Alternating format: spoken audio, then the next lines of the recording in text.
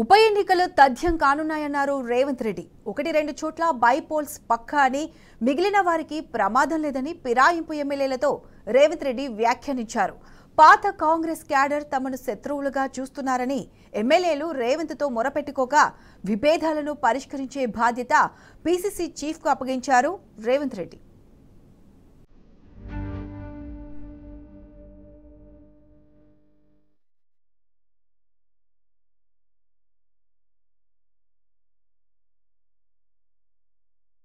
BRS party నుంచి గెలుపొంది party ఫిరాయించిన 10 మంది ఎమ్మెల్యేల్లో ఒకరిద్దరిపై అనర్హత వేటు తప్పకపోవచ్చన్నారు రేవంత్ రెడ్డి. ఆయా నియోజకవర్గాల్లో ఉప ఎన్నికలు వచ్చినా ఎదుర్కొనేందుకు మానసికంగా సిద్ధమై ఉండాలని ఫిరాయింపు ఎమ్మెల్యేలకు ముఖ్యమంత్రి సూచించినట్టు తెలిసింది. అనర్హత వేటు పడిన ఎమ్మెల్యేలకు పార్టీ టికెట్ ఇచ్చి గెలిపించుకుంటామని హామీ ఇచ్చినట్టు సమాచారం. పార్టీ మారిన 10 మంది ఎమ్మెల్యేల్లో 9 మంది ఆదివారం సాయంత్రం జూబ్లీహిల్స్లోని సీఎం నివాసంలో రేవంత్ రెడ్డితో భేటీ అయ్యారు.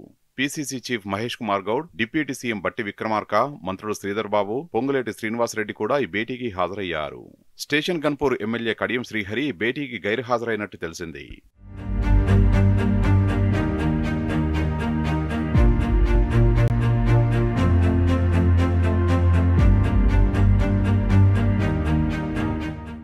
సీఎంతో భేటీ సందర్భంగా ఫిరాయింపు ఎమ్మెల్యేలు మాట్లాడుతూ నమ్మి వచ్చిన తమను నట్టేట ముంచవద్దని సీఎంను వేడుకున్నట్టు తెలిసింది. స్పీకర్ నోటీసులు తమను ఇరికించేలా ఉన్నాయని ఆవేదన వ్యక్తం చేసినట్టు సమాచారం.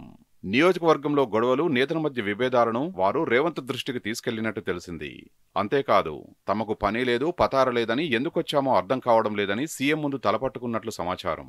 పార్టీ మారి వచ్చిన తమను కాంగ్రెస్ పాత కార్యకర్తలు, నేతలు ఇంకా శత్రువులుగానే చూస్తున్నారని వాపోయారట.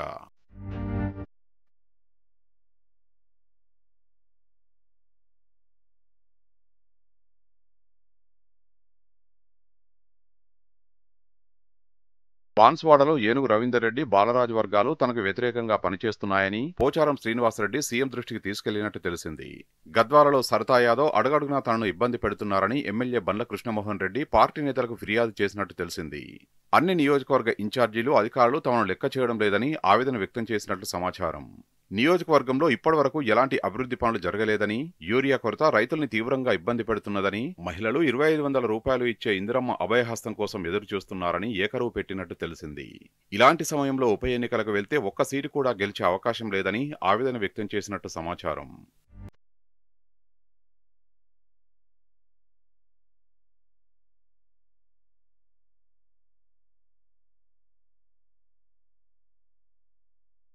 విభేదాలు పరిష్కరించేలా పీసీసీ చీఫ్ మహేష్ కుమార్ కు బాధ్యతలు అప్పగిస్తామని రేవంత్ చెప్పినట్టు సమాచారం.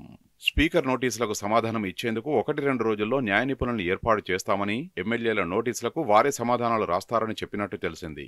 అలాగే 10 మంది ఎమ్మెల్యేల్లో ఒకరిద్దరు ఉప ఎన్నికలు ఎదుర్కొనే అవకాశం ఉన్నదని సూచనప్రాయంగా చెప్పినట్టు తెలిసింది. వారి పేర్లను కూడా ఆయన బహిర్గతం చేసినట్టు సమాచారం.